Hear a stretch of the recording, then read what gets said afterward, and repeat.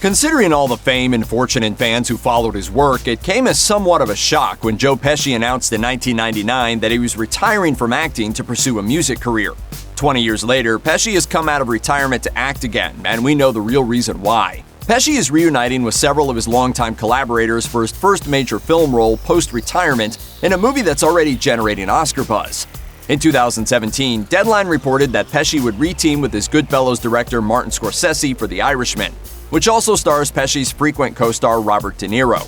A biographical crime drama based on the book I Heard You Paint Houses by Charles Brandt, The Irishman focuses on the famous labor union leader and alleged mob hitman Frank the Irishman Sheeran, played in the film by De Niro. Pesci is set to play American mafioso Russell Bufalino, the leader of the Bufalino crime family to whom Sheeran was believed to have connections. Following Sheeran in his old age as he reflects on the crimes that defined his career in the mafia, The Irishman also stars Al Pacino as Jimmy Hoffa, a fellow union leader and president of the International Brotherhood of Teamsters who disappeared in 1975 and was declared legally dead in 1982.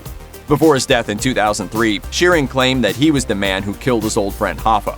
After Paramount Pictures dropped the project, Netflix acquired distribution rights to The Irishman, which is scheduled to hit the streaming service in late 2019.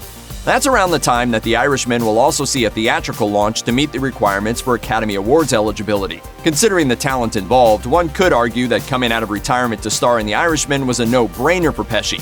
Reuniting with Scorsese, De Niro, and Pacino for a movie that could very well earn several Academy Awards, Pesci would be foolish to turn that down to stay out of the public eye. But that's actually what happened, at least according to past reports.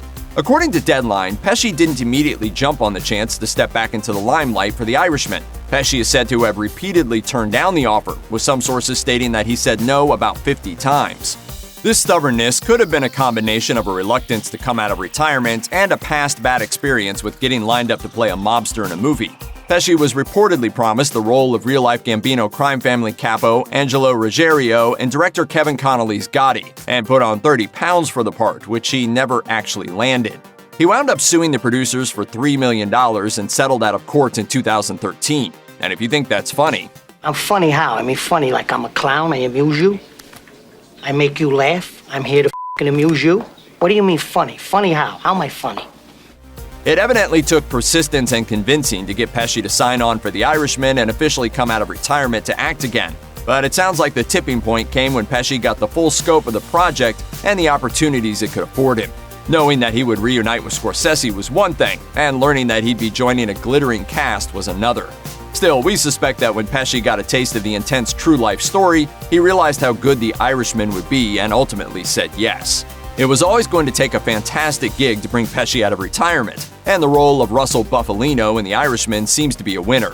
See Pesci make his triumphant return to acting when The Irishman rolls out in late 2019. I nailed it. I nailed it. Check out one of our newest videos right here. Plus, even more Looper videos about your favorite movies are coming soon. Subscribe to our YouTube channel and hit the bell so you don't miss a single one.